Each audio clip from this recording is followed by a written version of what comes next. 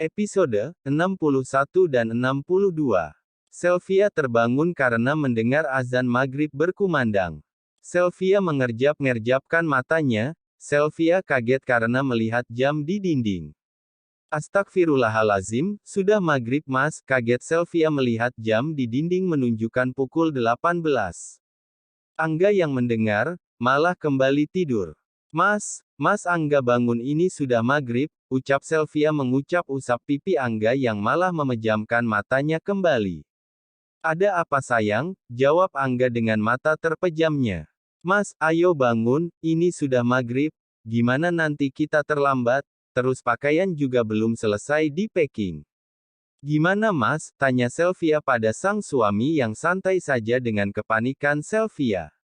Sudah sayangku, tenang saja, jawab Angga yang malah membawa sang istri ke dalam pelukan kembali. Iseh mas, nanti kita ketinggalan pesawatnya, katanya abis maghrib mas bilang kita akan berangkat, ucap Sylvia cemberut. Sayang, kita tidak akan ketinggalan pesawatnya, yang ada pesawatnya yang akan menunggu kita di sana, ucap Angga lalu mencium pipi Sylvia gemas. Sylvia tersadar, baru teringat kalau suaminya itu adalah CEO Dirgantara Group. Perusahaan yang memegang kendali berbagai usaha transportasi di dalam dan luar negeri. Kenapa bengong sayang? Apa ada yang salah? Tanya Angga membuyarkan lamunan Sylvia. Sylvia menatap Angga lalu menggelengkan kepalanya. Gak usah khawatir sayang, Mas sudah kirim pesan pada orang bandara, kalau kita akan mengundurkan keberangkatan kita, ucap Angga, beranjak bangun dari tempat tidurnya. Angga langsung mengajak sang istri untuk mandi, agar bisa mempersingkat waktu. Angga lebih dulu selesai, sedangkan Sylvia masih ingin berendam, karena Sylvia masih merasakan seluruh tubuhnya. Sylvia keluar kamar mandi, saat keluar dilihatnya sang suami telah bersiap. Angga terlihat sangat tampan mengenakan kaos polos putih dengan jaket warna navy dan celana jeans hitam. Angga terlihat cool seperti para anak muda pada zaman sekarang, orang pasti tak akan menyangka kalau Angga mantan duda dan sudah mempunyai anak. Sylvia juga dibuat kaget, karena semua pakaian yang akan di-packing sudah rapi semua. Ayo sayang sholat dulu, mas sudah duluan, suruh Angga pada Sylvia. Pakaiannya juga sudah mas masukin koper, kalau kurang, nanti kita bisa membeli saja di Bali. Sekarang mas mau minta tolong Pak Mardi membawa kopernya ke mobil, ucap Angga lagi membawa koper keluar dari kamar mereka. Sylvia sholat maghrib, setelah itu Sylvia bersiap-siap. Sylvia tampil cantik dan santai, namun Sylvia tetap terlihat elegan. Sylvia kini mengenakan jeans hitam dipadu kemeja Korea warna putih dengan tangan sedikit balon sampai siku.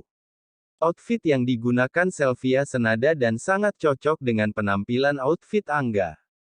Setelah semua siap, mereka langsung berangkat menuju bandara, tak lupa Sylvia menitipkan rumah, sekaligus pamit pada Biminah. Angga sebelumnya, sudah mengabari orang tuanya lewat telepon. Sekalian meminta tolong pada Anggita untuk menemani Safira selama dirinya dan Sylvia honeymoon di Bali.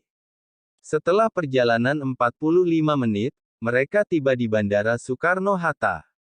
Mereka langsung disambut orang bawahan Angga di sana dan langsung diantar menuju pesawat pribadi milik Dirgantara Group.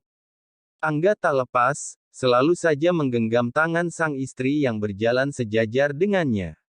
Saat memasuki pesawat pribadi, Sylvia dibuat takjub dengan interior pesawat yang elegan dan mewah. Terus Sylvia dibuat bengong, karena tak ada penumpang lain di sana. Sylvia bingung, penumpangnya hanya mereka berdua dan kru pesawat saja. Mas, kok hanya kita berdua saja, gak ada penumpang lain, tanya Sylvia bingung. Tentu sayang, ini spesial khusus perjalanan kita berdua saja. Tak ada yang lain, jawab Angga mengajak Sylvia untuk duduk. Sylvia hanya bengong, Sylvia lagi-lagi lupa, Sylvia sedang berhadapan dengan CEO Dirgantara Group. Sayang, mas kan sudah bilang, mas ingin quality time sama kamu sayang. Kalau sudah ada Safira kita gak bisa berduaan, pasti kamu lebih mengutamakan Safira, jadi kita kapan quality time-nya, ucap Angga terus menggenggam telapak tangan Sylvia. Mas Angga, berlebihan banget, kita kan bisa naik pesawat komersil saja, ucap Sylvia, merasa tak nyaman.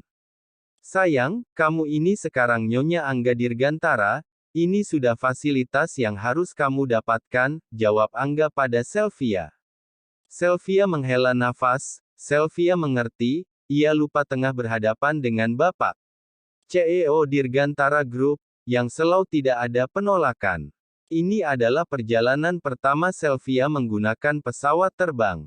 Sylvia merasa gugup saat pesawat mulai lepas landas. Angga yang sadar langsung membawa Sylvia dalam pelukannya. Tenang sayang, ada Mas di sini, ucap Angga menenangkan Sylvia. Sylvia membalas pelukan Angga, Sylvia nyaman menyandarkan wajahnya di dada bidang Angga. Sesekali Angga juga menggodanya, Angga terus-menerus mengucapkan kata-kata romantis dan terus memuji kemajuan pada istri mungilnya. Yang kini mulai berani sedikit agresif, berbeda sekali dengan dulu pertama bertemu. Angga terus menghibur dan menggoda sang istri agar mengurangi ketakutannya naik pesawat. Angga bahkan tak ada malu, bila nanti kru yang ada di sana melihat keromantisan mereka, Angga dengan santainya. Isyah Mas, malu, takut dilihat orang, ucap Sylvia menahan tangan sang suami, yang terus saja mencubitnya. Tidak akan sayang, mereka selagi belum Mas panggil, mereka tak akan mengganggu kita, ucap Angga santai terus memeluk sang istri. Kapan kita sampai Mas, tanya Sylvia yang mulai tenang di pelukan Angga. Jakarta Bali biasanya pesawat komersil kurang lebih 2 jam sayang. Tapi pesawat yang kita tumpangi ini biasanya jam 30 menit, kita akan sampai, jawab Angga. Sekarang masih 1 jam lagi, kamu tidur saja dulu, nanti Mas bangunkan kalau sudah sampai, ucap Angga pada sang istri. Tak lama Sylvia tertidur pulas di pelukan sang suami, Angga terus menatap sang istri dan sesekali Angga memandang wajah sang istri yang tertidur lelap.